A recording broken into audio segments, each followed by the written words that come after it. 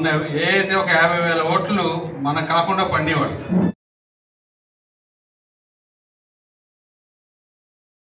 అదేవిధంగా జిల్లా అధ్యక్షులైనటువంటి సోదరులు అడ్డూరి శ్రీరామ్ గారు ఉన్నారు. పెద్దలు అందరూ ఇక్కడ వేదిక మీద ఉన్నారు. వారందరికీ పాత్రికేయ మిత్రులకి ప్రతి ఒక్కరికి పేరు పేరున నా నమస్కారాలు తెలియజేసుకుంటూ, డాక్టర్ శ్రీలక్ష్మి గారు, అదేవిధంగా పవన్ గారు, శ్రీదేవి గారు, మరి వారి సహచర బృందం అంతా కూడా ఇవాళ భారతీయ జనతా పార్టీలో చేరినటువంటి సందర్భంలో వారందరినీ నేను సాదరంగా కేవలం కార్యకర్తలుగా ఉండిపోవటం కాదు, భారతీయ జనతా పార్టీ కుటుంబ సభ్యులుగా మిమ్మల్ని మేము ఆహ్వానిస్తున్నామని చెప్పి మీ ద్వారా వారందరికీ కూడా తెలియజేస్తున్నటువంటి విషయం.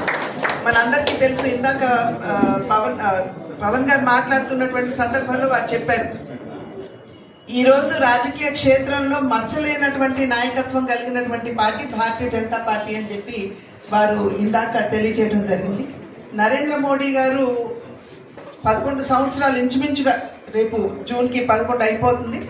ఇన్ని సంవత్సరాల అధికారంలో ఉన్నప్పటికీ కూడా వారి మీద కావచ్చు, లేదా వారి సహచర మంత్రి బృందం మీద కావచ్చు, ఎవరు కూడా వేలెత్తి చూపలేనటువంటి పరిస్థితి వాళ్ళ దేశంలో ఉంది.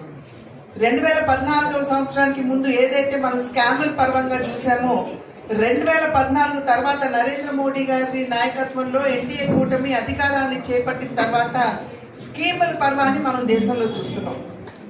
దేశంలో మన భారత సమాజంలో ఉన్నటువంటి అన్ని వర్గాల వారికి న్యాయం చేయాలి అనేటువంటి భావన, ముందుగా పేదవాడిని కేంద్ర బిందువు చేసుకుని అనేక పథకాన్ని ప్రవేశపెట్టినటువంటి నేపథ్యం కనుక ఇవాళ ప్రజలందరూ కూడా భారతీయ జనతా పార్టీని ఒక మచ్చలేని పార్టీగా, దేశానికి ఒక స్థిరమైనటువంటి ప్రభుత్వాన్ని, సుస్థిరమైనటువంటి ప్రభుత్వాన్ని పరిపాలన అందించినటువంటి సందర్భంలో, అది మాత్రమే కాకుండా దృఢమైన నిర్ణయాలు తీసుకోగలిగినటువంటి ఆత్మస్థైర్యం, ధైర్యం కలిగిన ఒక నాయకత్వం ఉన్నటువంటి పార్టీగా వాళ్ళ ప్రజలందరూ భారతీయ జనతా పార్టీని ఆశీర్వదించడానికి ముందుకు వస్తున్నటువంటి సందర్భం. మొన్ననే మేము సభ్యత్వ నమోదు కార్యక్రమాన్ని మేము పరిపూర్ణం చేసుకున్నాం.